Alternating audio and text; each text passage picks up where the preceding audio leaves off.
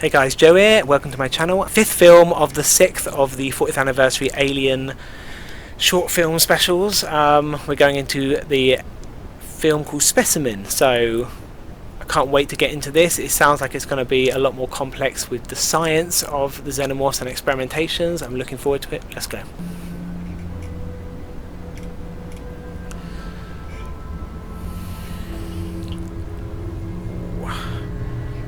Back to the music we all know and love.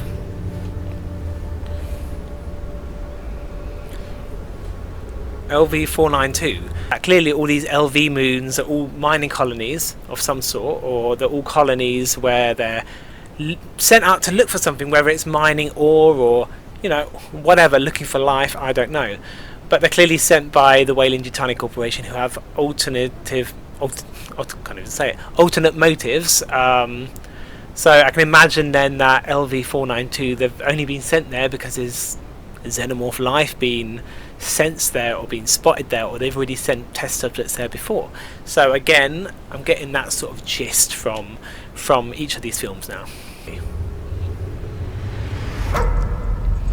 It's the soil samples. Maggie's losing it.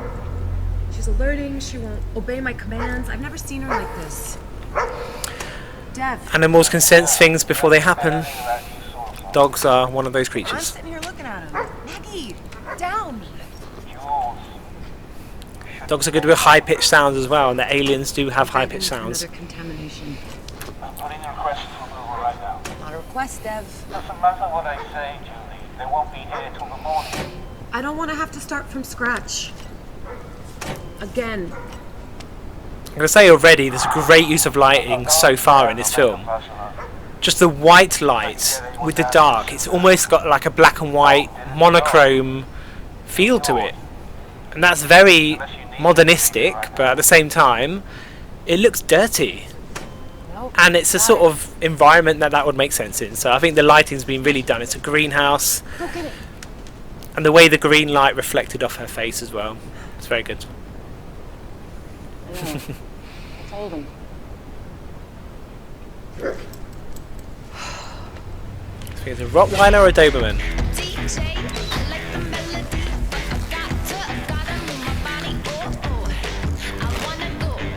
The first film, that just feels more modern. I know it's science fiction, but the music now, it's the first one to use an actual song in, and it makes you feel like it could be happening right now, like it could be happening in the present day.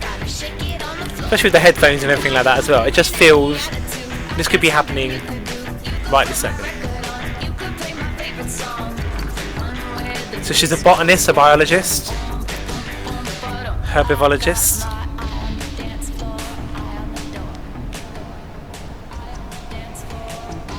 That doesn't look good. But again, with the coloration, it still looks black and white, even with all those other colours there. It's just dialed down a bit. And then we get to blood red. Nice. That change of colour was amazing. Dev?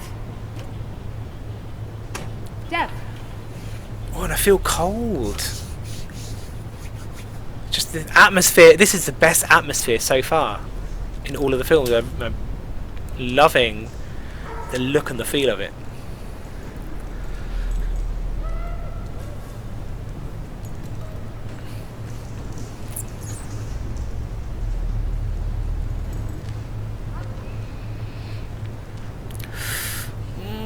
I'm gonna get an alien-free dog xenomorph hybrid on all fours. No.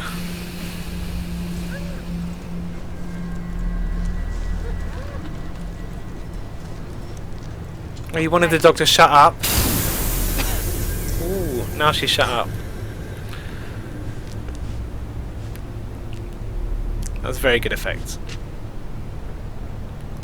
And again, it still feels very monochrome, even with the red-orange lighting. It still feels almost black and white.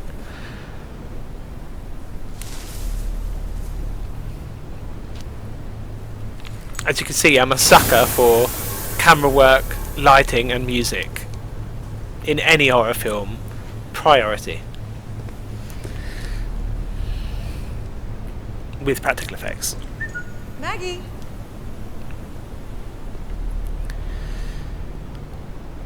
Hearing the dog cry like that, I wouldn't be walking slowly having a look around. I would run quickly to find out what's happened.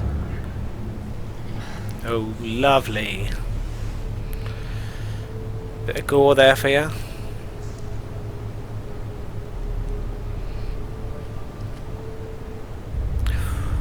Oh no. Ah, poor thing.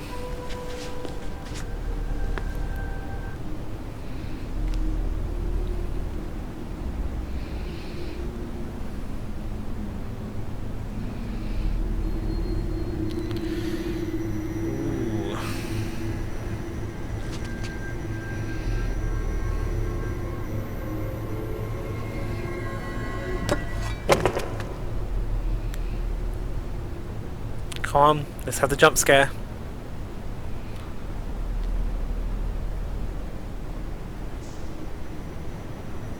I don't know anything about the pacing. Let's go 3, 2, 1. No. Gonna reboot. Close, close. Ah. Perfectly used sound are always the best jump scares.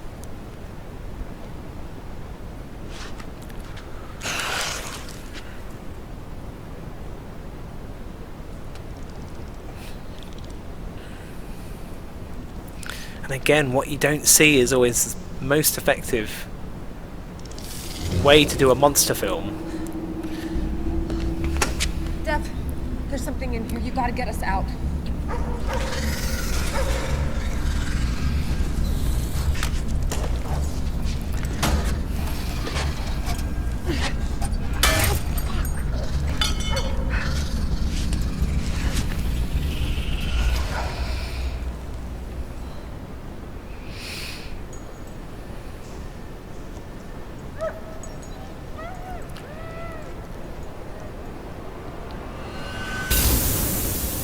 Why does the dog sound like it's suffocating? Almost like it's got a facehugger on it. Maggie? Come on, the sounds you're hearing aren't a dog anymore, so now you can probably think that there's something else here. Maggie? It's using that effect of going through a cornfield, which is always a terrifying prospect in a horror film. If you're in a forest, a cornfield just among plants where there's less visibility, especially when you're in the dark, and it can be hiding behind things. That's terrifying in a horror film. It's probably not going to be behind you, it'll be above you. Or below? Oh yes, above you. Yeah, I knew it wasn't going to be exactly as you'd expect.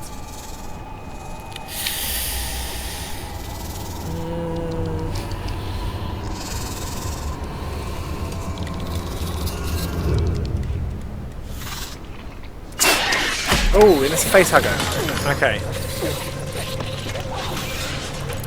Wonder why it's bleeding though. So the dog bit into it, but if that was the case, wouldn't the dog be...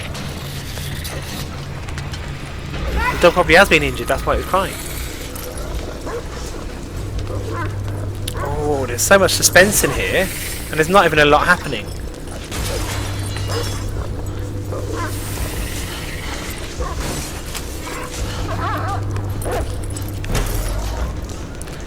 There we go.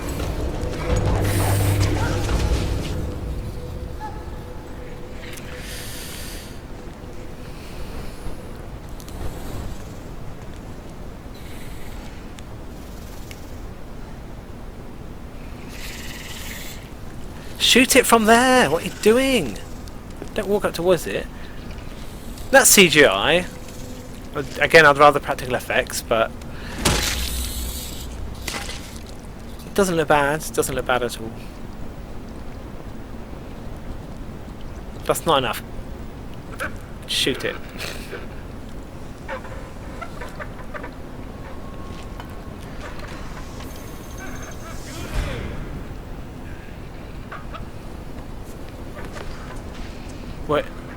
Whaling Corporation person, there you go. Oh, Maggie did her job. You okay? it literally melted through the dog's head. Jesus. What is this thing? You did good. You know what? That was my favourite film so far. Well done, Federico. You did a great job with the direction there. That's my favourite of the 6 short films so far. I haven't got to the last one yet though, but the coloration was the best I've seen so far. Just the monochrome and the lighting was very, very good.